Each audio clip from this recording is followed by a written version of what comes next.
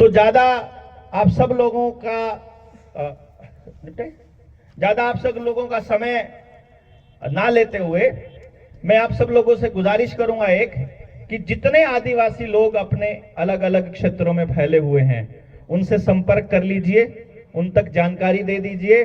फरवरी की एक तारीख तय कर देंगे अभी, और फिर झारखंड के अंदर आदिवासी लोगों की एक 2 दिन की 3 दिन की लंबी ट्रेनिंग चलाते हैं, जिसमें पूरी जानकारी, हम पूरी कंप्लीट जानकारी आपको देंगे। सही रहेगा? क्योंकि सबसे पहले यह जानना जरूरी है कि यह लड़ाई किससे है, दुश्मन कौन है, लड़ाई को जीता कैसे जा सकता है। इस खेल को बहुत समझना बड़ा जरूरी है। आपके बीच में जो रिसेंट में आज के टाइम पर सबसे ज्यादा जो खतरनाक चीज है वो है एक आपके बच्चों के स्कूल और स्कूल में बनने वाला आधार कार्ड और अपार आईडी, और दूसरा है आपके गांव में आसपास आया हुआ कोई फाइनेंस वाला, कोई बैंक जिसने दिया हुआ आपको लोन। ये 2 बड़े जाल हैं जो चारों तरफ आपके फैलाए जाएंगे। आपके बच्चे की अपार आईडी बन रही है, उस अपार आईडी को बनाकर, उस अपार आईडी का खेल समझो आप क्या है। सबसे पहला खेल, ऊपर से अधिकारी का आदेश आया हुआ है कि सबको सबकी आईडी बनानी है, ऊपर से आदेश आया है। लेकिन अधिकारी ने जो आपको कागज दिया है अपार आईडी के ऊपर साइन करने वाला, उसमें मां बाप की तरफ से लिखा है कि मैं सहमति दे रहा हूं कि अपार आईडी बना दो। मतलब ऐसा लग रहा है जैसे मां बाप खुद कह रहे हैं कि बना दो मेरे बच्चे की अपार आईडी। मां बाप तो नहीं बनवा रहा, वो तो स्कूल वाले जबरदस्ती कर रहे हैं। जब स्कूल वाले जबरदस्ती कर रहे हैं तो स्कूल वालों से किसी ने जाके पूछा कि ये जबरदस्ती, मतलब ये क्यों कर रहे हो, ये कंपलसरी है कि वॉलंटरी है, ये स्वैच्छिक है कि इसको अनिवार्य है, ये करना पड़ेगा कि काम भी चल जाएगा। स्कूल वाले आपको बोलेंगे ये अनिवार्य है, ये तो बनवानी पड़ेगी, इसके बिना तुम्हारा बच्चा पेपर नहीं दे पाएगा, बस आपको कुछ और नहीं करना है। स्कूल वालों को बोलो यही बात हमें लिख कर दे दो, और फिर स्कूल वालों की वाट हम लगवाएंगे।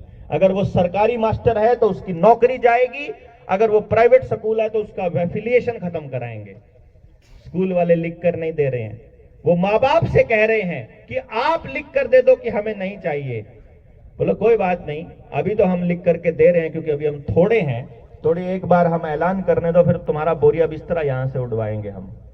और फिर इस बात को सबको समझ लेना है कि अपार आईडी अपने बच्चे की किसी भी कीमत पर नहीं बनने देनी है। अगर स्कूल वालों ने बना दी है तो स्कूल में जाकर के बोलो कि अपार आईडी के कंसेंट लेटर के ऊपर लिखा हुआ है कि मैं जब चाहे अपनी सहमति वापस ले सकता हूं, मेरा ये अपार आईडी कैंसिल करो। ठीक है? दूसरा नंबर लोन का मुद्दा है, बहुत महत्वपूर्ण मुद्दा है।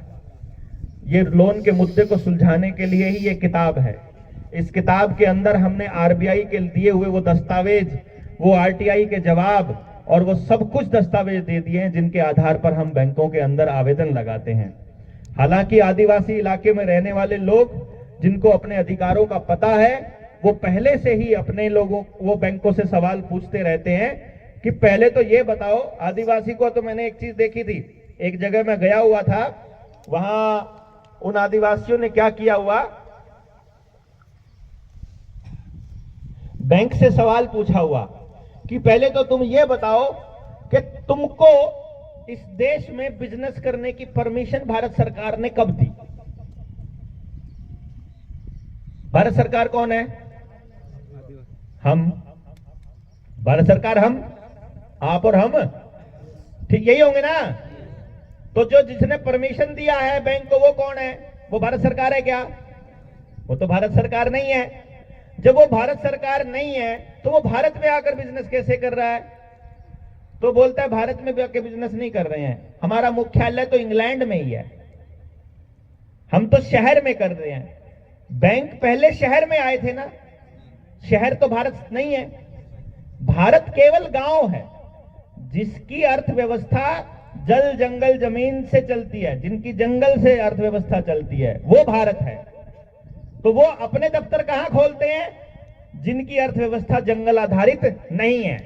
यानी अगर आपको अंग्रेजों को मारना हो यदि आपको अंग्रेजों को भगाना हो तो जो चीज गांव से शहर जा रही है वो रोकनी पड़ेगी। रुक जाएगी ना?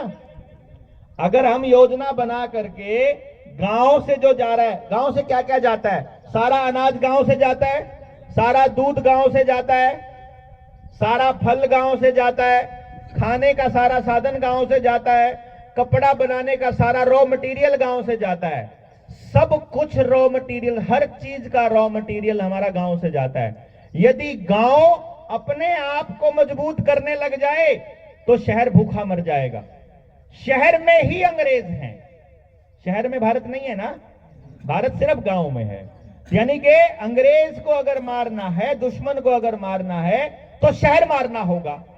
लेकिन ये लोग क्या कहते हैं? तुम्हारे गांव को भी शहर बना देंगे। गांव शहर बन जाएगा जब, तो गांव मर जाएगा, मतलब भारत सरकार खत्म हो जाएगी और आप लोग बस चिल्लाते रह जाओगे, हम पाड़ा सरकार, हम भारत सरकार। फिर ना भारत सरकार ना पाड़ा सरकार।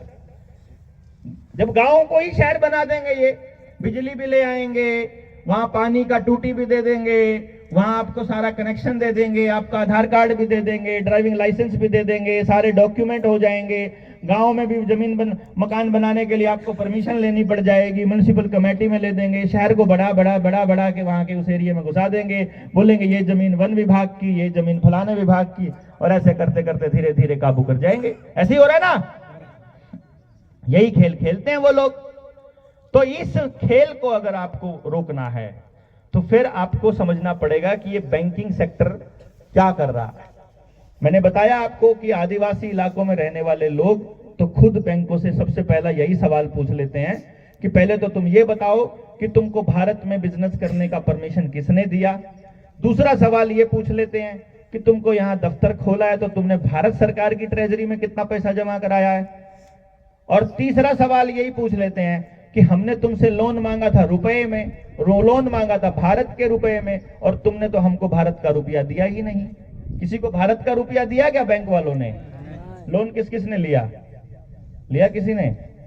ये समूह लोन दिया होगा आपको, समूह वाला लोन दिया, बाद में फिर आपको बोलते हैं पैसा जमा कराना पड़ेगा, किसी भी हाल में कराना पड़ेगा। अगर आपसे एक जने से नहीं दिलाया जाएगा तो बाकी के सारे समूह वालों को बोला जाएगा, बोलो इनको सारा पैसा जमा करवाओ। ऐसा बोलते हैं ना, प्रेशर डालते हैं। अभी आपको इससे घबराने की जरूरत नहीं है। जो लोग पे कर सकते हैं, मैं कभी नहीं कहता उनको कि तुमको पे नहीं करना है।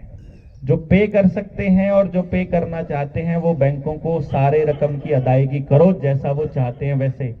लेकिन एक बार समझ लो, अगर आपने बैंकों से लोन मांगा था तो उन्होंने आपसे सारे कागज मांगे थे कि नहीं मांगे थे? सारे कागज आपने दिए, उसके आधार पर उन्होंने आपको लोन दिया। लोन मांगा, जब साइन करवाए, जब उन्होंने आपके दस्तखत करवाए, उस दस्तखत के ऊपर लिखा था कि तुमको लोन दिया है रुपए में लोन दिया है। लेकिन असल में आपने बैंकों से जो निकाला वो रुपया नहीं था, वो रुपए की पर्ची थी, वो रुपए का नोट था। और उस नोट की कीमत अगर रुपए के बराबर हो तो भी बात बन जाएगी, तो भी झूठ नहीं होगा। लेकिन पता चलता है कि रुपया तो उस बैंक नोट से कई हजार गुना ताकतवर है। हमने दस्तावेज दिए हैं इस किताब के अंदर।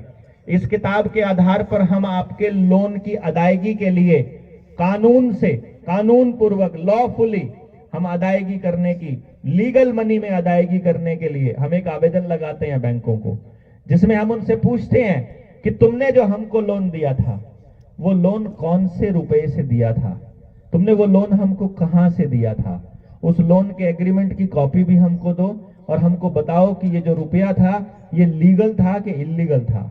अगर ये इल्लीगल था, अवैध था, तो तुम्हें जेल होगी, और अगर ये वैध था तो फिर इसकी कीमत वैध रुपए के बराबर क्यों नहीं है। आप हैरान हो जाओगे, आज तक किसी बैंक वाले का कोई जवाब नहीं आया। ध्यान से इस बात को समझना पड़ेगा, बैंक वाले जवाब नहीं दे रहे हैं।